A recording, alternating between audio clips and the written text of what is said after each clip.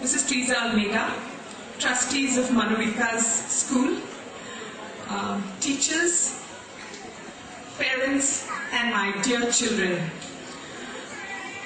हांव तुला सांगूंक जाय ना मुझे काळीज कितलें खुशालकायेन फुट्टा तें फरको तें येवन फुट्टा इतली आमची सोबीत भुरग्यां फुलां सारकी आनी काय बरें तेमी हिंगा आमच्या मुखार प्रोग्राम केला की आमकां दिसता there is a great hope in the future of our children. It is the greatest investment that any nation can have, and I think we are very proud that they will grow from strength to strength. With them today we have travelled through the catacombs, watched a pagan festival. We have come to watch San Juan. We have seen little cavalcades which they have done at the carnival. We have been through several series of Krishna festivals, and it's been the most wonderful experience because it comes from children who are so young. यही तो हमारी अमानत है, क्योंकि हमारे बच्चे हमारा सब कुछ है. नहीं दौलत, नहीं घर, नहीं गर्व, ये हमें इससे हमें कुछ नहीं मिलता, बट हमारी अमानत है हमारे बच्चे, क्योंकि उससे हमारी देश और हमारा गर्व पलता है और बनता है. Dear parents, having been invited today, I took some advice from Mrs. Almeida as to what I should be speaking. With a little bit from her advice and a little bit from what I've watched today, I'm going to speak for you for a very short while. I have special regard for Manovikas school because Manovikas was born from a need for a good school. And when I studied or did my college education here, it was a primary section. And it's wonderful to see that the school has grown from strength to strength after I have come back almost after 25 years to my home state, Goa. Having travelled all the world over, I think the sweetest memories and the sweetest thoughts are of your homeland. And truly, the young kids from Manovikas have shown us that when you travel back in tradition, you bring back something from the past, and your present gets richer on account of that revisitation. I was a teacher at one of the colleges in Bombay, and I often took groups of students to Elephanta across the Arabian Sea, and I would bring them back. But on one visit, I remember, I met a group of American tourists, and they were saying, you know, you guys are so lucky. We don't have a past that we can travel back into.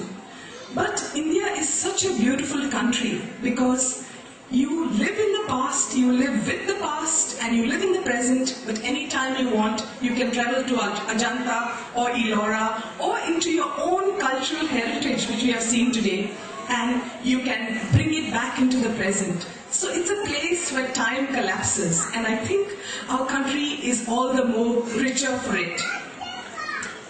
I did put down a few thoughts which I need to I think, talk to parents, and I will look at them as well. Folk dances connect us in a very intrinsic way with the primordial past, speaking in music, costume and words, of changing seasons, weather cycles, of spring and summer, of harvest and rituals of childbirth and marriage. This symbioses of human beings and nature to control the elements and prolong life on earth. We see it expressed in our festivals. But even as I speak, something terrible is happening. The 5,000 years that human beings have lived on earth, the exploitation of nature has been so terrible that nature is reclaiming itself with a fury. Melting ice caps, rising levels in the ocean. We had cleaner air to breathe, and we did not have the multiple choice phenomena that can leave you very confused. Which is the best TV set to buy? How often do you change your TV set? Which is the latest iPod? Is mine already outdated? Or which is the newest mobile that I need to possess to show off that I have the latest possession? The latest gets outwitted very quickly, and all this ends up creating more and more e-junk.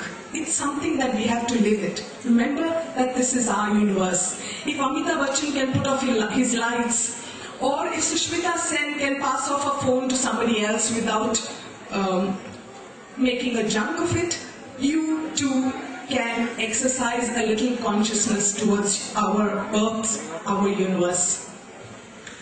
Like changing weather cycles, we have also seen that world power changes. No world seat is permanent. India and China were big powers at one time.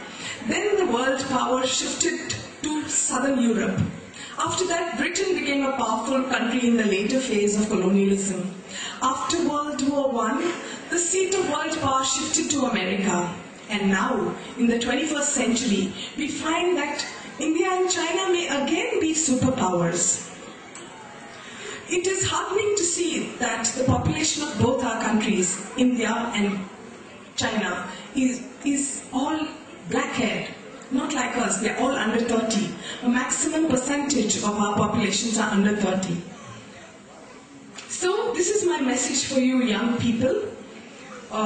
You have a big job in front of you, and this job is to set the world right. Become nature lovers and nature warriors. Become lovers of tradition.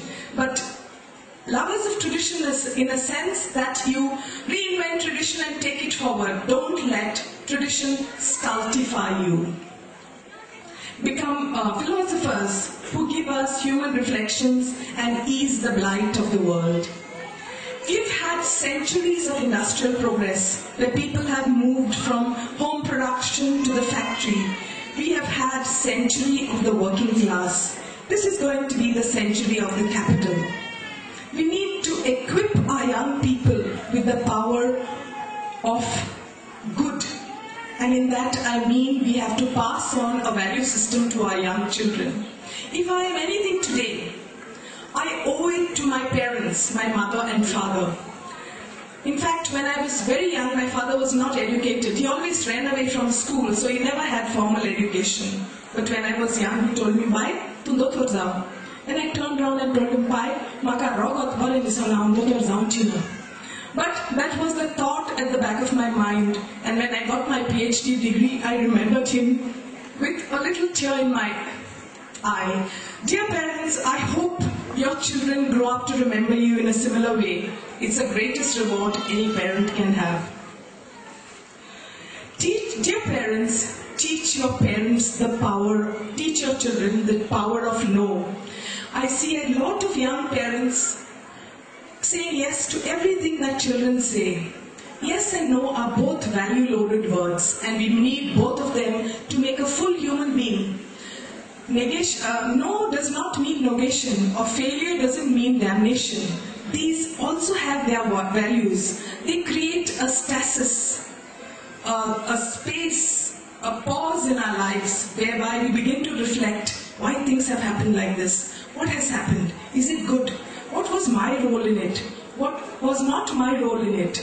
Even in that case, failure can be very, very positive. In fact, the moments that I remember of my life is when I failed very badly, when I was miserable, because that misery made me rise to greater heights. And I think, therefore, both these words, yes and no, failure and success are for us, are for human beings, and each have their own role in our lives. Parents have to remember another very important thing. Please never switch off your dialogue box with your child. To keep the dialogue meter running between a parent and a child is very important.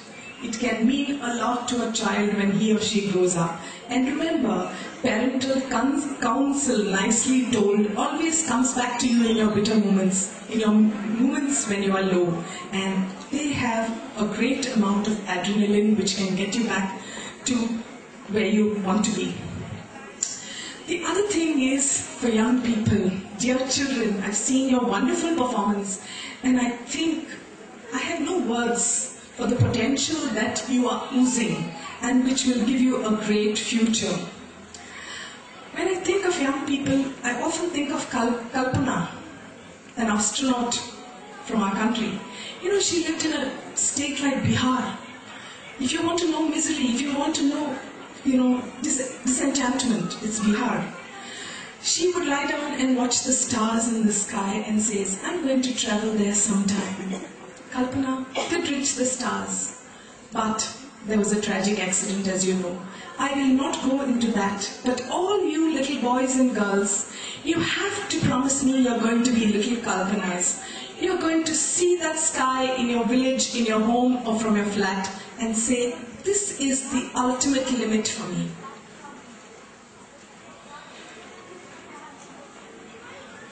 Okay.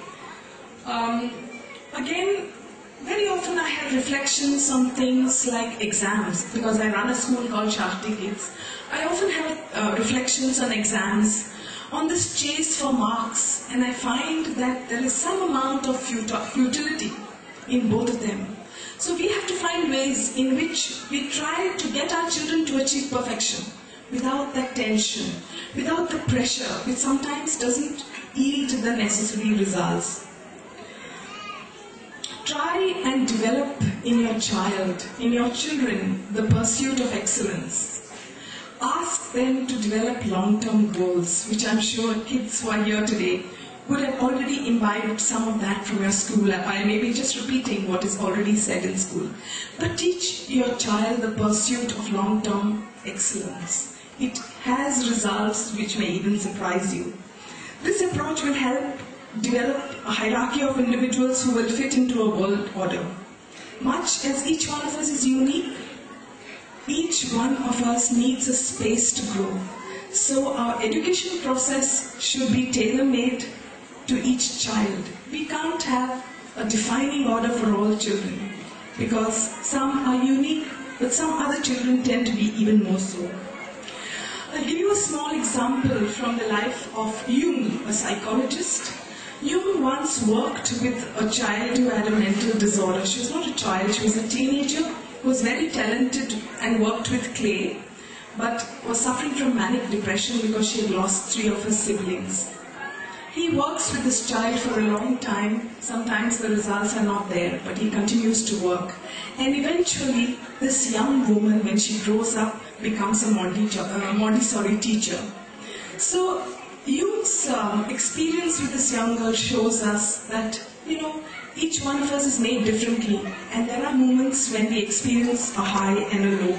And eventually, what is important in life is to carry on and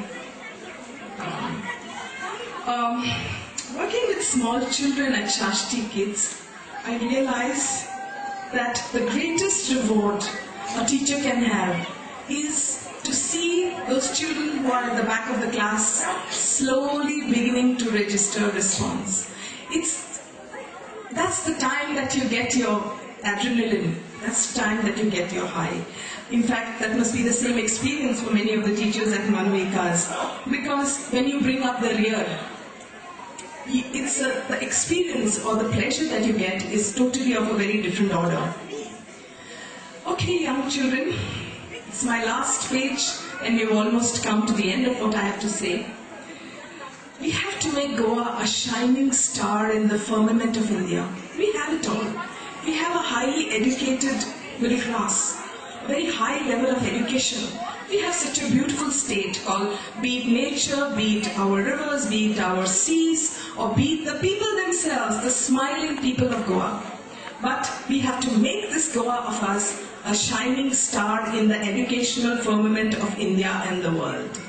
We have to become a knowledge-based society. We've had our share of exporting sailors, cooks, butlers, tailors to West Asia and the world. Our time is now to live here and make India a shining space for us to live in. So my message to you young children is dream dreams. Think of being somebody. It's only when you dream dreams you can make them come true. Dream not only about iPods and phones and the new things of this crazy zazzed up world, but think of a dream where you can propel the world to a new future, where no one has to face, in the words of Michael Jackson, hunger, poverty and deprivation. Deo Boro Kurum.